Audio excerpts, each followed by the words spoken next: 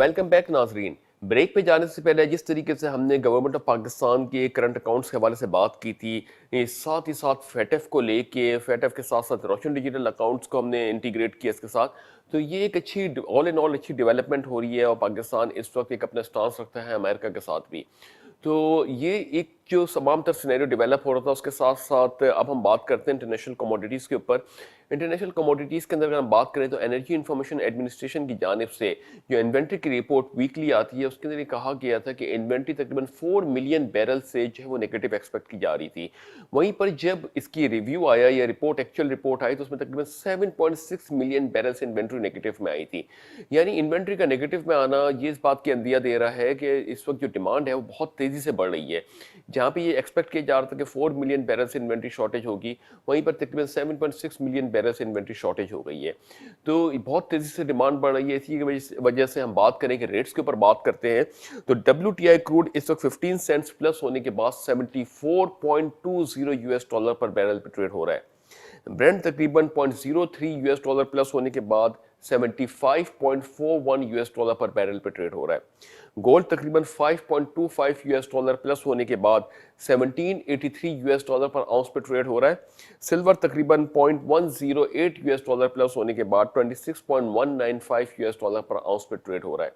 मजमूई तौर पे आलमी मार्केट्स के अंदर इस वक्त डिमांड बढ़ रही है, मगर एक दूसरी जानिब जो एक और नया पैनिक क्रिएट हो गया है वो ये है कि अमेरिका और इंडोनेशिया के अंदर 2 हफ्ते का मज़ीद लॉकडाउन बढ़ा दिया गया है। उसकी वजह बुनियादी वजह ये बताई जा रही है कि कोरोना वायरस डेल्टा की फॉर्म के अंदर, यानी डेल्टा वेरिएंट जो है वो उसका वहाँ पे देखा गया है और उसकी वजह से काफ़ी हद तक के SOPs को मेंटेन किया जा रहा है। ऑस्ट्रेलिया, सिडनी में कहा जा रहा है, सिडनी में और इंडोनेशिया के अंदर यहाँ पे अभी बड़ी एहतियात के साथ इन चीज़ों को मेंटेन किया जा रहा है। और साथ ही साथ कहा जाए कि पाकिस्तान के अंदर भी असद उमर साहब ये कहते हैं कि एहतियात करना चाहिए, वरना जुलाई के अंदर एक्सपेक्ट किया जा रहा है कि ये जो कोरोना वायरस की नई लहर है वो भी पाकिस्तान के अंदर आ सकती है।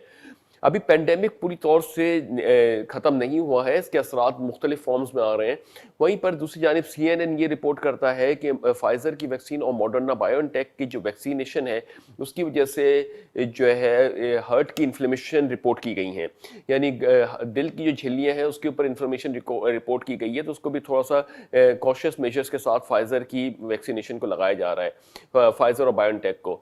तो ये जो तमाम तरह इस वक्त डेवलपमेंट हो रही है ये ट्रायल एंड एरर की वजह से, मगर जो तमाम तर वैक्सीनेशन है ये अभी पूरी तौर से अप्रूव नहीं हो पाई थी, मगर इसके आउटकम्स चूंकि आने लग गए थे पॉजिटिव, तो इसकी वजह से ट्रायल एंड एरर को ही हमने एक अल्टीमेटली एक नीड बना दिया, क्योंकि कुछ और चारा नहीं था। क्योंकि पूरी दुनिया के अंदर जो है वो इस वक्त कोविड जो बहुत तेजी से फैल रहा था, अगर इस वैक्सीनेशन के अमल को नहीं लाया जाता मार्केट के अंदर तो शायद अमवातों का रेशो और तेजी से बढ़ जाता।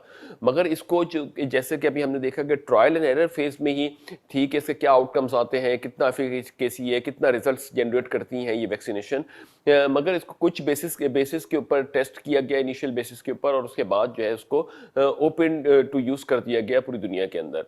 तो बहरहाल ये इस वक्त कॉन्सिक्वेंसेस थोड़े से आए हैं फाइजर वैक्सीनेशन के हवाले से, जिसमें कहा जा रहा है फाइजर और मॉडर्ना की जो वैक्सीनेशन है बायोटेक, उसके तहत ये कहा जा रहा है कि थोड़ी सी कार्डियक इन्फ्लेमेशन रिपोर्ट की गई हैं और इसको देखा जा रहा है कि मजीद इसको इस वैक्सीनेशन को किस तरीके से आगे प्रॉस्पर किया जाए।